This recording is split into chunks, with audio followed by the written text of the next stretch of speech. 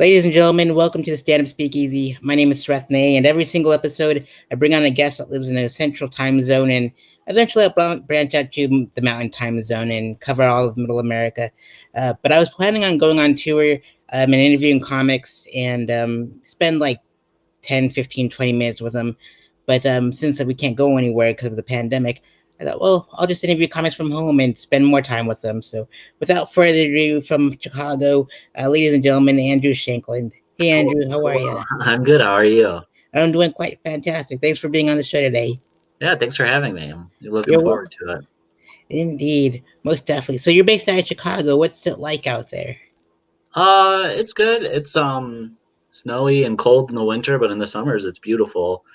Yeah, I love the city. I've lived around here my whole life, so Fantastic. I'm supposed to go out there in October, so hopefully it's not too shabby in October. October's pretty good. Usually at the beginning of the month it's still pretty warm. Oh, fantastic! Looking forward to it for sure. And I'm planning on going to see, be part of a festival and seeing my favorite movie out there when it premieres. They're doing a remake or a reimagining of it, so hopefully Oh, it's all cool. right. Yeah, Very cool. indeed. So you started performing stand up in 2015 at the University of Illinois, and you've been telling jokes ever since. What was it like at the university and when you first started performing in 2015? Oh, sure. Well, I mean, it was a smaller scene than Chicago. Champaign-Urbana has like three or four open mics, I want to say, and you can do a couple of shows a week, but it's like a pretty close knit community, which is nice. And I think it's actually probably expanded a little bit now where there's more students doing stand up than there were when I was there. It was a lot of people who just kind of like lived in the town. But yeah, I met a lot of really funny people there, cool people who I'm still kind of in touch with and do stuff with. So yeah, it was good. It was like a good place to start because it wasn't overwhelming the way like a bigger city like Chicago can be. Indeed, most definitely. I love smaller scenes because then it's just like you keep in touch with everyone, and that's what it's like in Daytona. It's like a really small scene, but it's like a close knit family, and it's Yeah, fantastic. yeah, that's Indeed, awesome.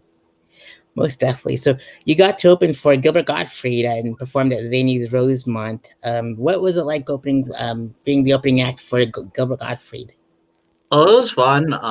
I actually didn't really know that I was going to do it. I just kind of that was at the Comedy Shrine is where I did that show, and I happened to be there, and they needed someone to kind of like stretch before, so I got to do like a 10 or 15 minute set, I think, and that was 2 years ago, 3 years ago on New Year's Eve. So it was like big night for stand up. But yeah, it was really fun. It was like right after Bumping Mics had come out. If you've seen that, or the it's David Tell and Jeff Ross, but Gilbert Gottfried's in one of the episodes of that, and he was really good in it. So it was cool to meet him after having seen him do stand up like that. And then also like knowing that he's like been in Aladdin and all the stuff like the career he's had is cool to meet him.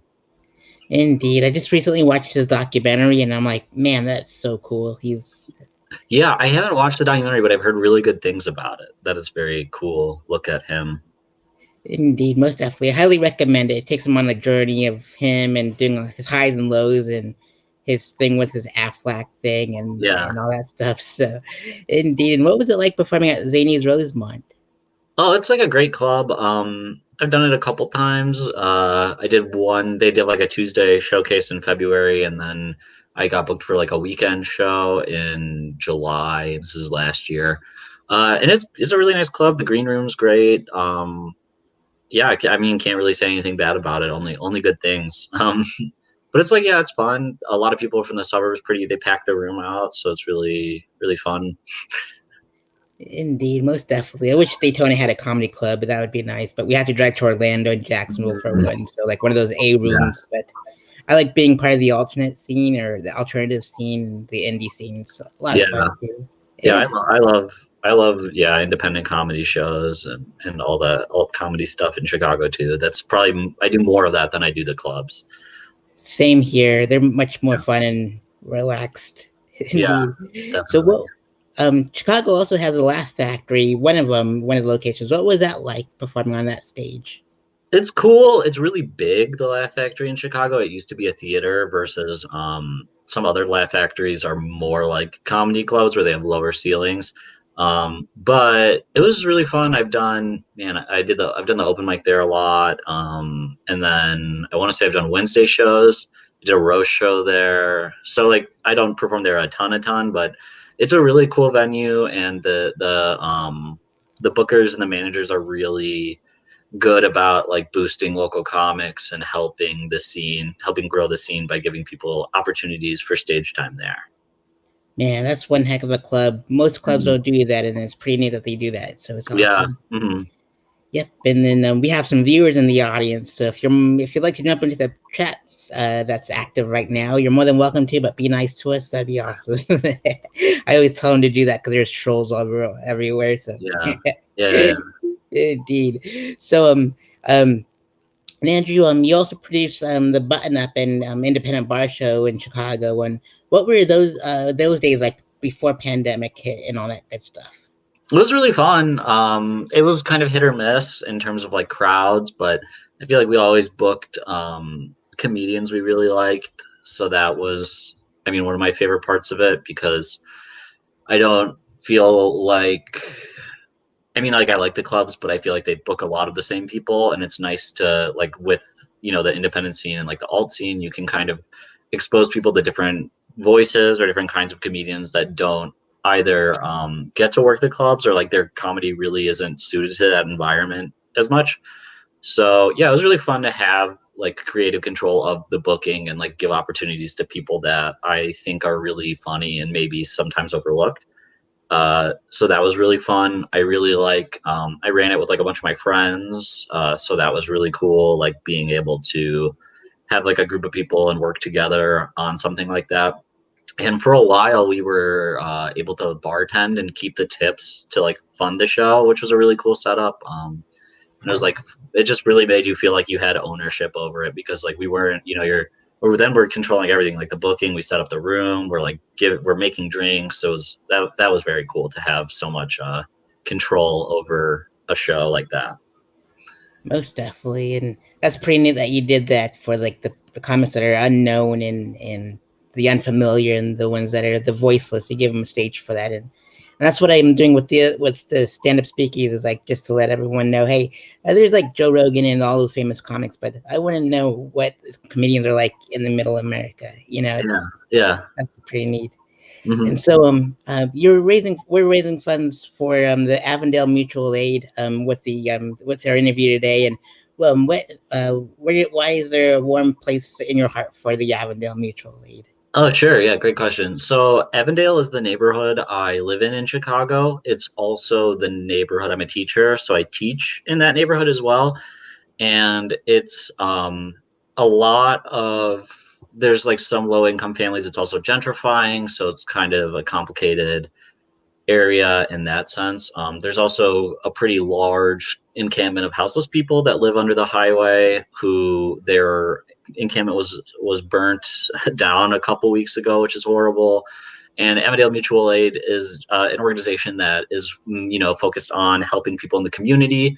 And as like a teacher and a community member and someone who feels like a responsibility for helping be a part of that community, and like my students and all these people, I and my neighbors, I just it's important to me to be able to help them in any way I can. So that's kind of why I care about the Avondale Mutual Aid Fund.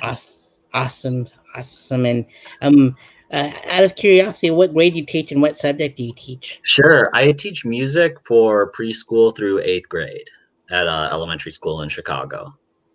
Awesome stuff, good stuff for sure. That sounds like a lot of fun. It is, yeah, it's very fun.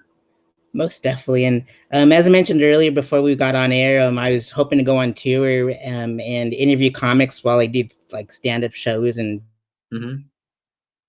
did open mics along the road.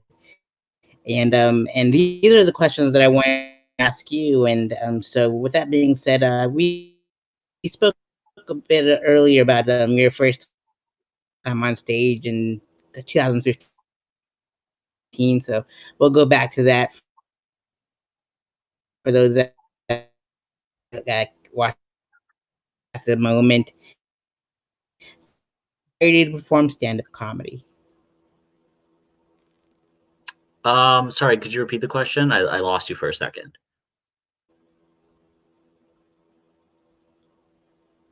I think of my Yeah, internet. Andrew. I think it kind of froze a little bit, but Yeah. what inspired you to perform stand-up comedy? Oh, cool. Okay, great. Yeah, great question. So, I had always like really liked comedy as a Oh, for kid sure. growing up and stuff. What inspired you to perform stand-up comedy? Yeah. Um, so I always had liked comedy growing up. And then when I was in college, I saw John Mulaney's New in Town, and that was like the first time that I had ever I'll seen. try again, and if not, oh, Oh, am I in? I know that we just kind of had a little bit of a snafu. Can you hear me? indeed, awesome.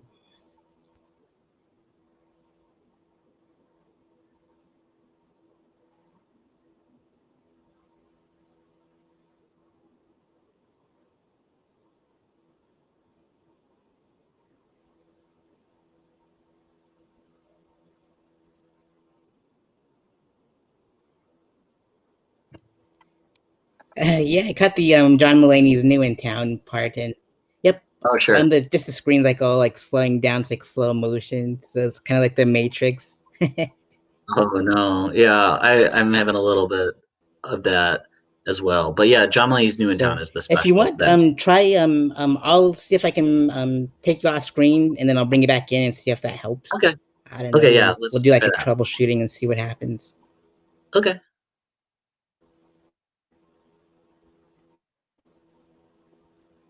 Or are you using your laptop or your phone?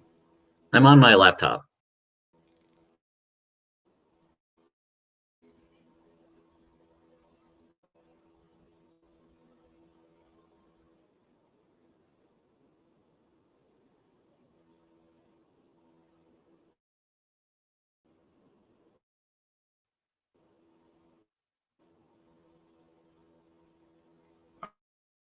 Fantastic. And what was it feeling like when you first performed? Okay, sounds good. I'll be right back. I'll bring you into the fold again and see what happens. Okay, so we're gonna do that, and it's live, so it's like Saturday Night Live, so you'll see all that crazy stuff happening. But as a reminder, definitely follow Andrew on all those social medias, and then yeah, and then donate to his favorite charity and nonprofit of choice that's scrolling on the bottom, which is Avondale Mutual Aid. So Andrew, I think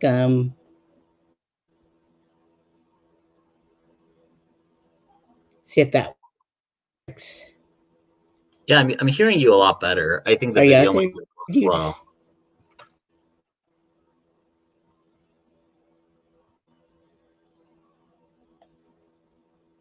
Hmm. Can you hear me? There we go. I see you, Okay. but how's everything going on your end? Yeah, the video's a little slow, but the audio is fine. So, I can hear you just fine. Everything's all slow motion. Can you hear me okay? Yeah, I can hear you fine. The video's just a little behind. Let's see here. I'll message on private chat and see if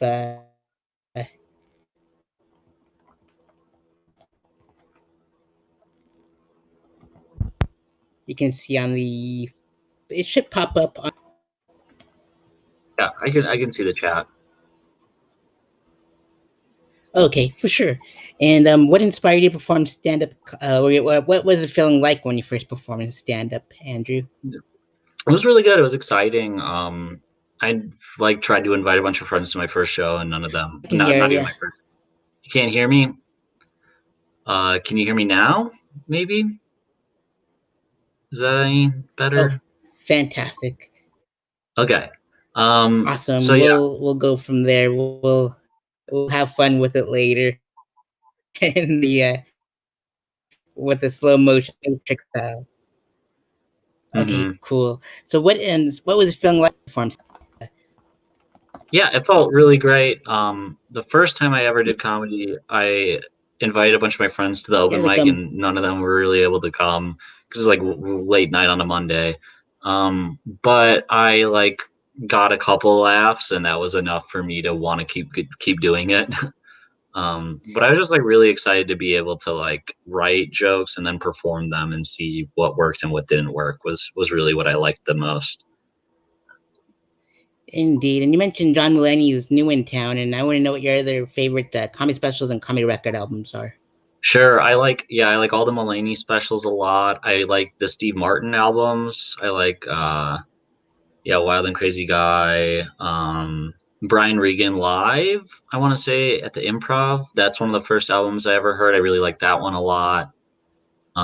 Those are probably the biggest. Those are the ones that come to mind right away. Pete Holmes's second special is really good. Nice Try the Devil. I like that album. Sam Morrill's first album is really good. I want to say I can't remember what it's called. Still Got It or something like that. That's good. Yeah, I don't know. I love comedy. I love kind of like all comedy, but oh, Dimitri Martin's first two are good. I like those. Yeah, Awesome stuff. And most of those guys are on TV and film, and I want to know what your favorite sitcom, sketch shows, and comedy films are.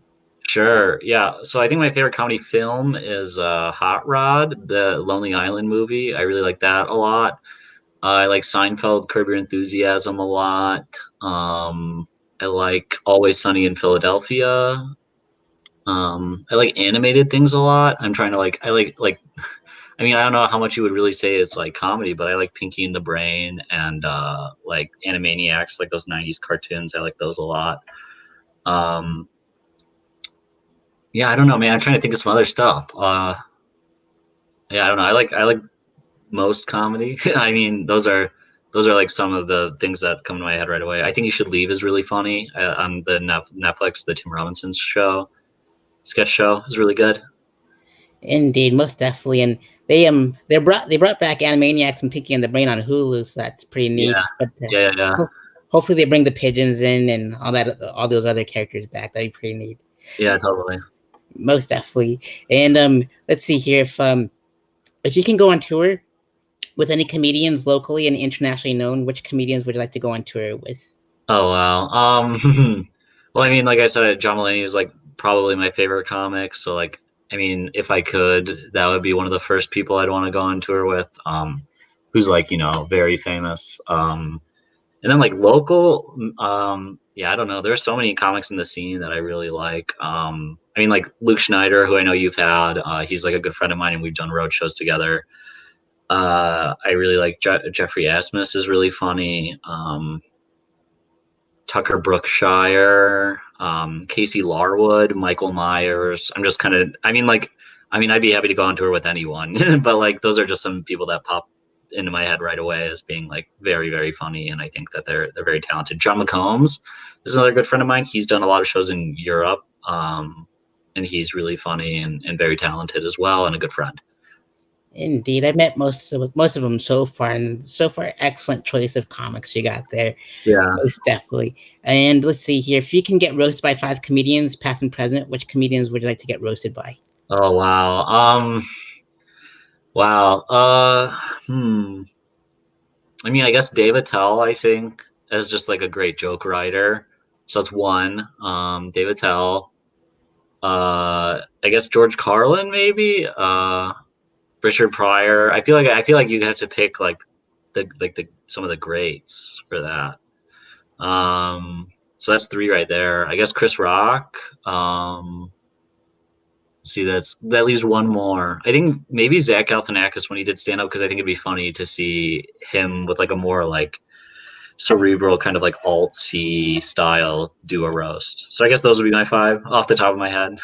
Awesome, great five. And then, if you can, where do you see your comedy career in the next 5 years? Wow.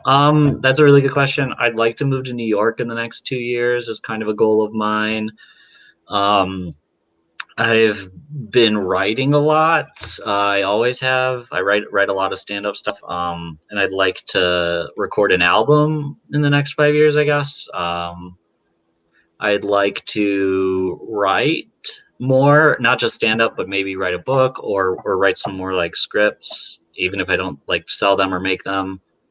Yeah, maybe do some sketches. I don't know. I just want to keep making comedy and like whatever level that is, like even if it's just like I like tweeting, I like just making stuff and making jokes. So just to keep doing it, I guess.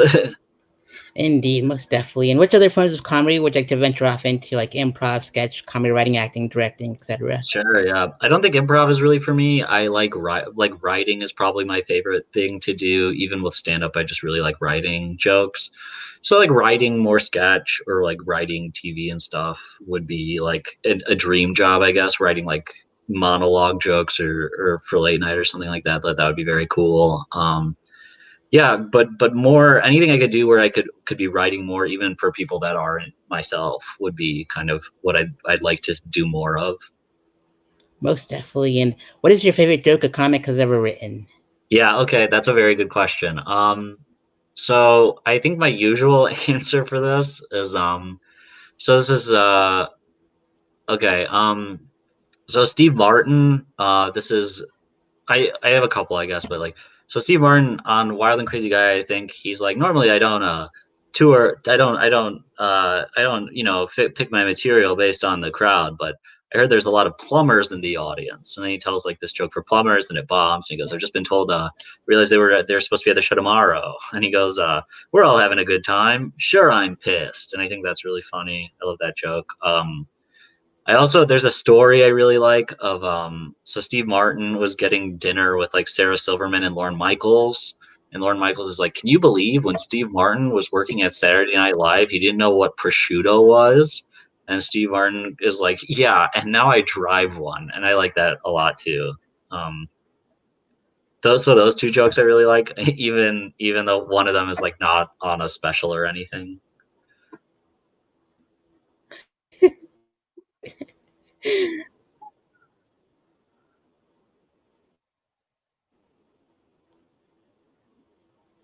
Indeed, most definitely.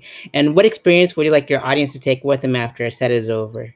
Yeah, good question. I like it for people to kind of like ideally when I'm done is they're just like, whoa, that was a lot of Andrew, what jokes very experience would you fast. like your audience to take with them after a set is over? Yeah, am I breaking up again? Are you losing me?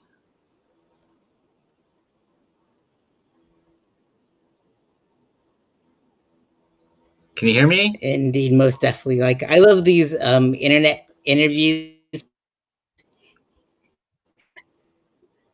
I am too, so it reminds me of all those old kung fu flicks where the lips don't match the the movie, and it's all, yeah, I can. We're perfect on that end.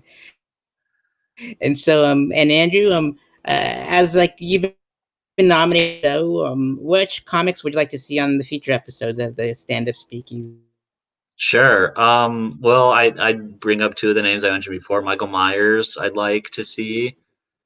Casey Larwood, I think, is very funny. So as for my future guest, Uh-oh, I'm losing you. I'll type it in the Oh, perfect.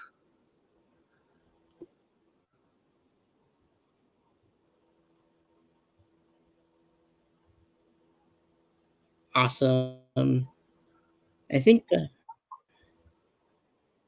indeed same here, but I think we're almost towards the end, so we'll be just fine. Yeah.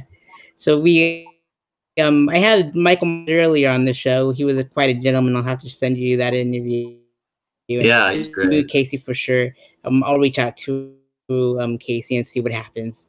So Very yeah. cool. And then Andrew, are there any final words you'd like to give out to the audience out there?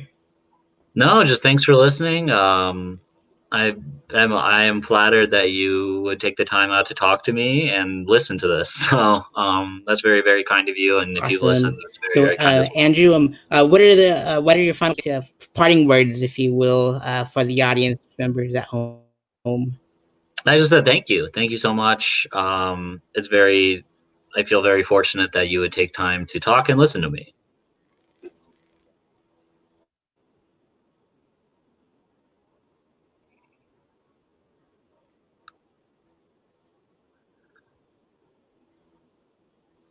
Awesome, fantastic, Andrew. And as a friendly reminder, please follow Andrew on Instagram, Twitter, and donate to the Avondale Mutual.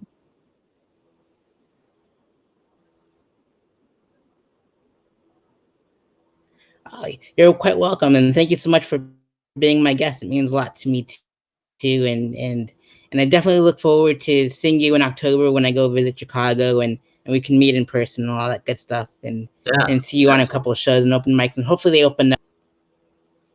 Most definitely. So definitely follow and Andrew on all the fine social media websites and donate to the Avondale Mutual Aid, and that'd be fantastic of you. So other than that, I'd like to say thank you for tuning in to the Stand Up Speakeasy. We look forward to seeing you next time. And I'll send you all this information your way, Andrew,